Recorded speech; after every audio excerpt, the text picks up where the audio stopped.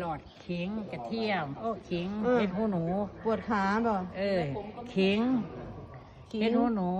เห็ดหูหนู เห็ดหูหนูขาวหูหนูด ขาวคือดำแม่ เห็ดดำ ดำมันละ เห็ดหูหนู เห็ด อ่อน หูหนู อืม ขิงไม่เอียง ำแกปวดขาบ่นี่ เออ พุทราบ่ พุทรา พุทรา พุทราจีนบ่ พุทราจีน เอามาต้มเองบ่แม่เอามา ปวดพ่อเม็ด ร่วมกันจะต้มบ่ ต้มแล้ว เท่า มัน กัน เป็น บ่ ดี เอา มัน อ เห็ ย่าง ด ละ เป็น เท่ากัน แขก บ่ ไม่ให้กิน เป็นชุด3อย่างนะ มันบ่เห็ดบัดก็เลยไปซื้อเอาบักคั้นมาตากแดดไว้ เออ กินหายหาก็บ่เห็นขา อืม บ่ปวด แล้วบักทันทุ่งนาเขาได้ไหม ได้เพิ่นแล้ว โอ้ เนาะ บักทันบ้าน บัก เฮา ทัน นี่ ทุ่ง บ่ นา บักทันทุ่งหน้าล่ะเขาเอามาตากไว้หน่วยหน่อย คือเป็นบักทันใส่เลย บัดนี้โรคไตสิไปฟอกไตเฮ็ดจังไดก่อน กินยาค่อยงู เอาหยาค่อยงูเอาหลายปานใด ต้มกินคู่มือเธอฮักมาเธอละพ่อกำต้มกิน ต้มเช้าเริ่มแรงบ่เฮากินหมดมื้อ บ่กินเธอเดียวแต่ยามเช้า โอ้กินยามมื้อเช้า เคยส่งน้องกินเลย บัดนี้ยาม่าเด้เฮ็ดจังไดกินก่อน ยามากับปันทะยานางกิน ยาม่าเอาหลายปานใด มากเอากำหนึงเขาก็มาปันสองแล้วแต่เขาสิปันละเนาะ เอาใบมันบ่อันนี้ ใบมัน จ้ายาม่ากำหนึงยานาง ยาก ำห นา นึ ง ง กำหนึงเอามาปันใส่กัน ปั้นใส่กันแล้วเอาน้ำผึ้งใส่ อยากใส่ก็ใส่บ่อยากใส่ก็ยา เอาสองอย่างนี่ใส่ เออ แล้วก็กิน เอาน้ำบ่แม่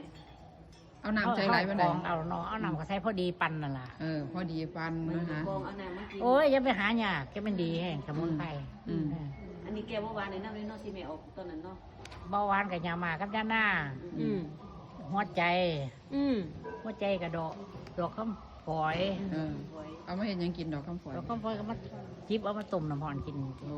ทรงเป็นซ่ากิน ดอกคอยบักทัน ตอนนี้อายุเท่าไรแล้ว แต่เก้าสิบแล้วพอดี 90 ปี100บ่ต้องทอนเนาะอายุ ก็ เนาะ เอาดอก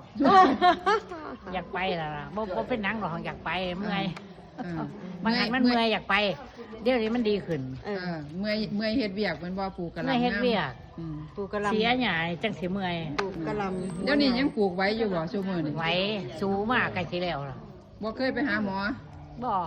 มีแต่กินยาสมุนไพร ไปหาหมอยังหมอบอกบ่มียาให้กิน เออ กินยาหมอผิด อื อื ม ม กินอยู่3 ปีแต่บ่ทันได้มาอยู่วัดพุ่นตั้งแต่อายุ60ไปหาหมอกินยาแห้งแต่ป่วย อืม เบิ่งกูสิเศร้ากินยาโรงพยาบาลเบิ่งก็เลยเลิกเลย อืม มาเห็นดอกคำฝอย อืม มากินดอกคำฝอย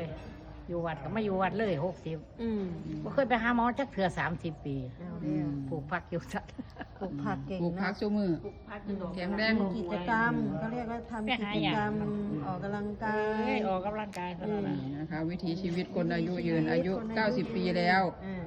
ตาแจ้งตาใส ตาใสปันหยัง หูก็ได้ยินดี ไปเฮ็ดตาเทื่อหนึงหู โอ้กระถาง หู ต่อ เครื่องแม่มือหนึงทางบ่แห้ง ความจำก็ดี จำกะบ่ดีปานใดดอก บ่ดีปานใดก็ถามปุ๊บตอบปั๊บ อารมณ์เป็นยังไงคะอารมณ์ อารมณ์ก็บ่อยู่ได้ ปฏิบัติธรรม เฮาก็มีธรรมะในตัวเนาะ อืม เฮาก็อารมณ์หอนบ่ได้เฮาก็เบิ่งไปว่าสิเศร้าทั้งเศร้าบ่ได้ขึ้นฮอดวัด อืม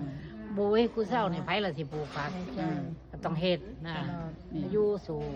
กินข้าวเดวิธีกินข้าวกับหยังจังอายุยืนปานนี้ กับแกงกับหยังแปลงสันละบ่ค่อยกินมัน ของมันของทอดบ่กิน บ่อยากกิน ได้แกงผัก นะ น้ำพ คะ ริก วิธีคนอายุยืนต้องกินแบบนี้ ผัก ต้องใช้ชีวิตแบบนี้นะคะ กินอยู่ ปั่นจักรยานได้อยู่บ่ เออ ขี่รถไฟฟ้าเลยเนาะ ทันสมัยแล้ว จักรยานปั่นบ่ได้เนาะขา คุณยายของนะคะเนี่ย หนัก